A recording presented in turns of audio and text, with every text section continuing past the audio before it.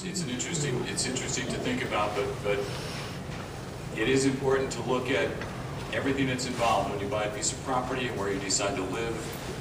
Frequently people have moved into an area and 5–10 years down the road they realize that the woods that they felt was part of their property, part of their right as their property, they find out that woods isn't there, and that woods could be yours, but you'd have to buy it. And those are good things to look into. I think a lot of people recognize now because of this issue that the question about the mineral rights under your property, but as a property owner you do have a responsibility to take a pretty hard look at your rights and what you're getting when you have a piece of property and what's around you, as well as what can happen. And so Pat, thanks, we appreciate that. And our last speaker is Elisa Young. Oh. I know I mispronounced that.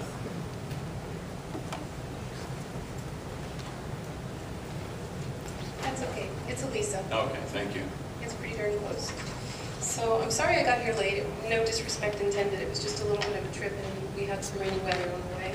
But I'm from southeastern Ohio, and I'm not a science teacher, and I don't have a fracking well next to me.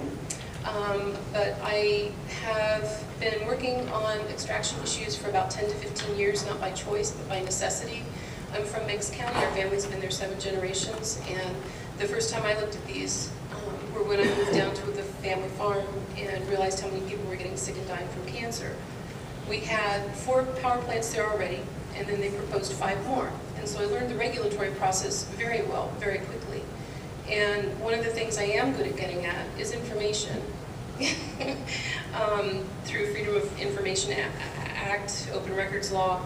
And so I'll tell you a little bit about what brought me here today with this issue was when we started seeing incredible amounts of truck traffic the last 6 weeks of the year, about this time last year, 24/7. And they were headed to something I'd never heard of before. It's called an injection well, a Class 2 injection well for oil and gas field waste. And so we were estimating from that there were probably about 80,000 barrels, there's 42 gallons to a barrel, that were being delivered to one of the wells that was visible from the attorney's office where I work.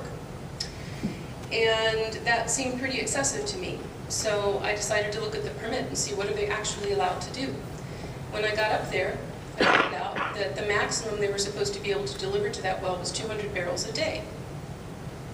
They decided to stretch that by saying that they could average an entire year's worth of deliveries to as fast as they could get the well to accept it. And so what we had estimated is 80,000. The industry reported 53,000 barrels being delivered in 6 weeks, 200 barrels a day maximum. And this is an old well. You have different kinds of injection wells. You have some wells that are gravity fed, you have some where they're doing annular disposal, you have some where they're doing what they call secondary or enhanced recovery, where they are pumping waste down the wells, theoretically, to increase the migration of gas or oil up out of other wells that are within the vicinity. And then you have the wells like ours that are either a new drill or a conversion well of an old played out oil and gas well, where they actively inject this waste from fracking sites under pressure.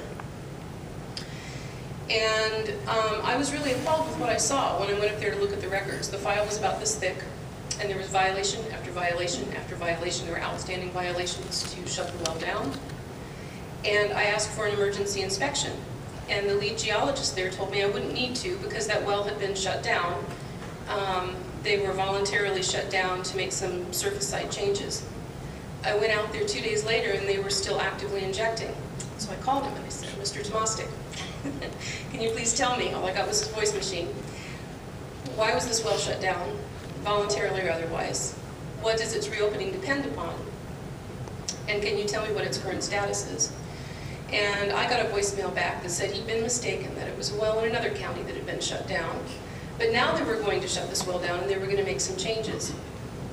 Within a matter of days, we saw heavy equipment rolling in, and they completely excavated the site.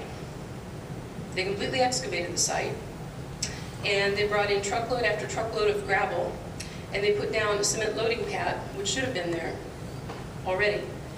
and made all kinds of changes. And so I asked to see the inspection report because I'd asked for an emergency inspection. And I wanted to see soil sample analysis to see what had leaked out of this and what had gone into the area around it, because it's right there on the Hocking River. And I was told that there had been no inspection, that they were monitoring surface site changes, and that there had been no testing. The day after I made that call, they sent in the heavy equipment again, and they excavated the site a second time and brought in truckload after truckload of gravel. Where did that dirt go? Why would they voluntarily do that if there wasn't a problem? Okay, so what I'd like to share with you is, are you aware of an injection well here in your county, in Medina County already? Or the status of it? Yeah. Okay. Well, we're in the process of doing a records review to get the full history of this well, because what I found when I did a preliminary look is that you've had 20 failed well inspections in less than 10 years at this one well alone. So if you think the ODNR is going to protect you, I just want you to hear what some of these violations were and are. Need to maintain, it had a mechanical failure and contamination in 2003. And it says, need to maintain pressure on annulus or perform monthly mini-tests to demonstrate mechanical integrity. Rebuild the concrete block walls on loading pad and seal all cracks. Prepare gravel road to unloading pad. Do you know what a mechanical integrity test is? Okay. MIT testing is when they try and keep the well under pressure and make sure that it's not losing pressure while they inject. And the theory behind that is that if it loses pressure, that means something's leaking, right? And so with these wells, they have a metal casing and the tubing, and they pour cement in that is supposed to be sufficient to keep things from cracking and leaking, but that doesn't happen. I mean, these things leak all the time. And then you get into situations where maybe there was an induced earthquake.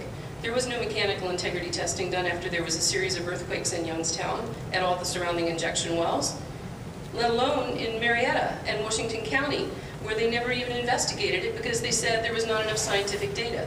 We live in a rural area where they don't require seismic monitoring. Of course there's no scientific data.